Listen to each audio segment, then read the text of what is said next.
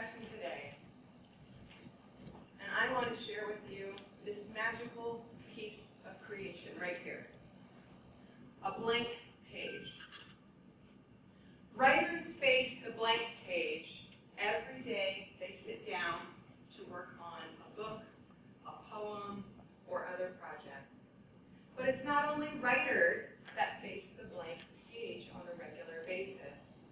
We are all given a blank page when we start off in life, and most often repeatedly throughout our lives. I don't think of the blank page as the same as a clean slate.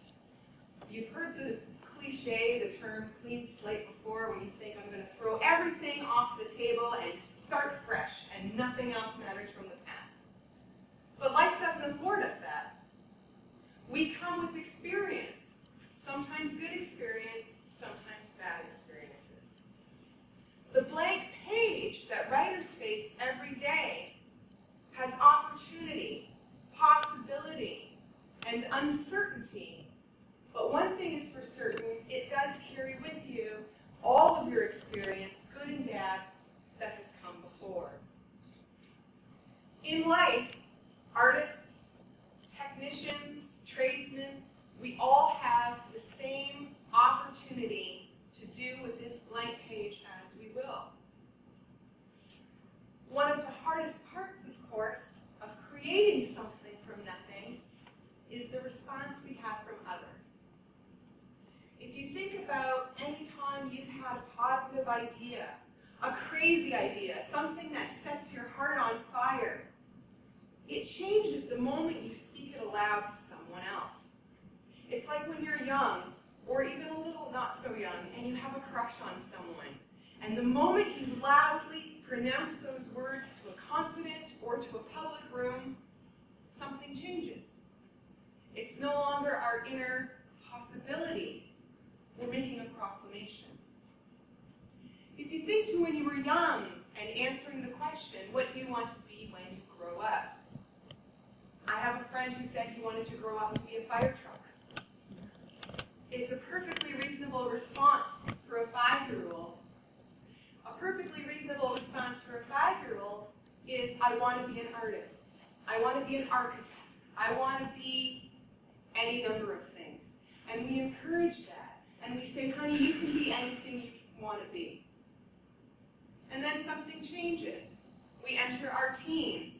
And then the realization that we need to get a job and carry some of our own weight. Go and seek what sort of colleges we might like to pursue. What sort of profession will you have for the rest of your life? The answers aren't always as welcomed as when you're a 5-year-old with a big dreamy head. In my own experience, I grew up in a very small rural town in Ontario, Canada, and it seemed that the world was my oyster, and as young as 4 or 5 or 6 years old, I knew I wanted to be a writer. I knew I had a creative path ahead of me. I wrote stories, I told stories, I read stories. I visited our tiny little library in town and consumed books like there was nothing better to do.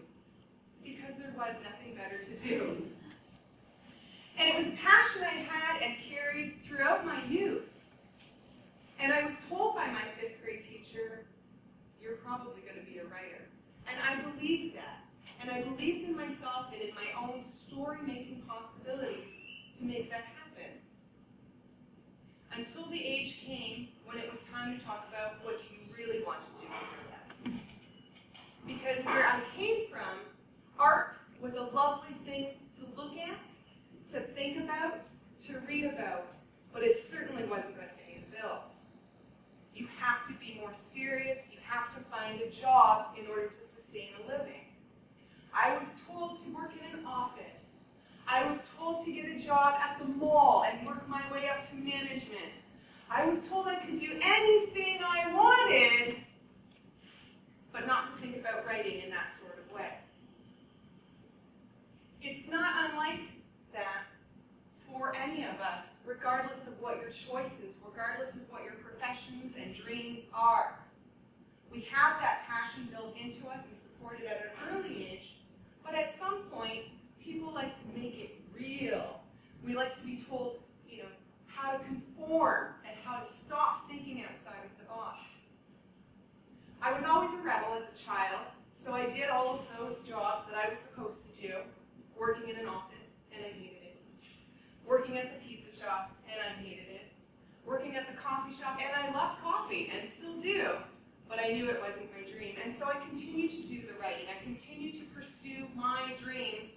in spite of what I was told would probably not be an occupation.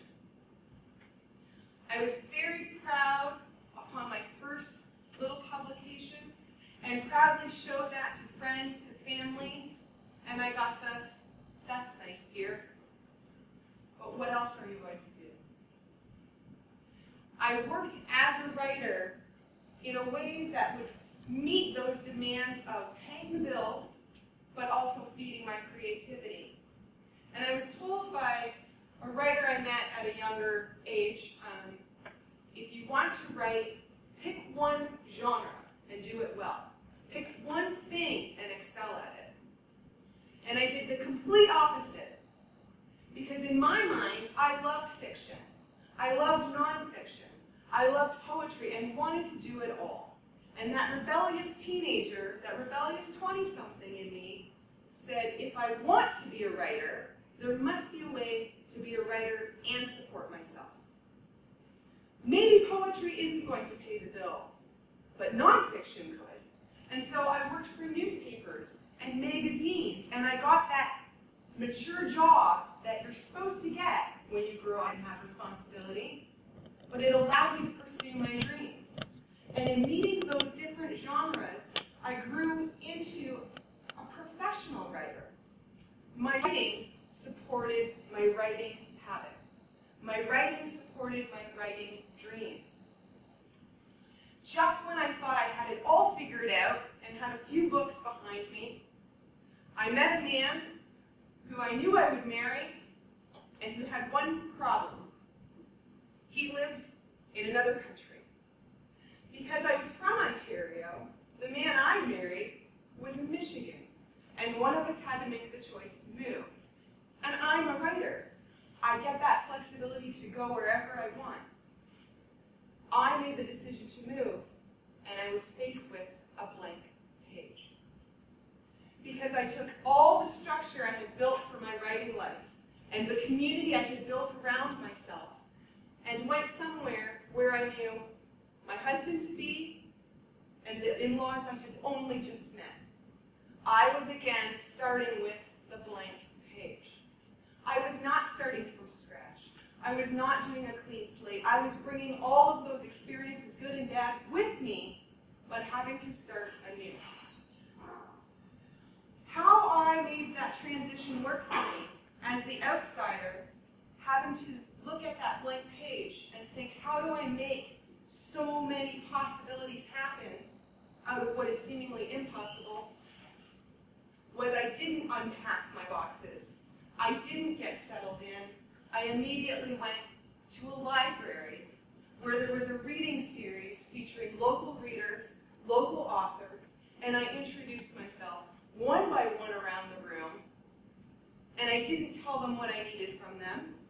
I didn't tell them I needed to be welcomed into the community. I gave them an opportunity. One of my passions as a writer is being involved as a literary citizen, contributing more to the community than what we want to take out of it. It's a simple pay-it-forward philosophy. When I went to that first reading at that library, I went with an opportunity in my pocket for other people. I worked with a literary journal, and I wanted to let them know of this opportunity for them to be involved in. So I used the blank page experience not as a way to make things happen for me, to make the introductions about me, but about creating a possibility and an opportunity for others. In turn, of course, I gained that sense of community. But when we put good into the community, when we offer support and encouragement to others, whether that is through saying, yes, you can do that, whether that is through mentoring emerging writers, whether that is telling someone, yes, you can be a pilot, when we afford that opportunity and that dream to others, we make possibilities out of the seemingly impossible. We are all given a blank page. It's up to us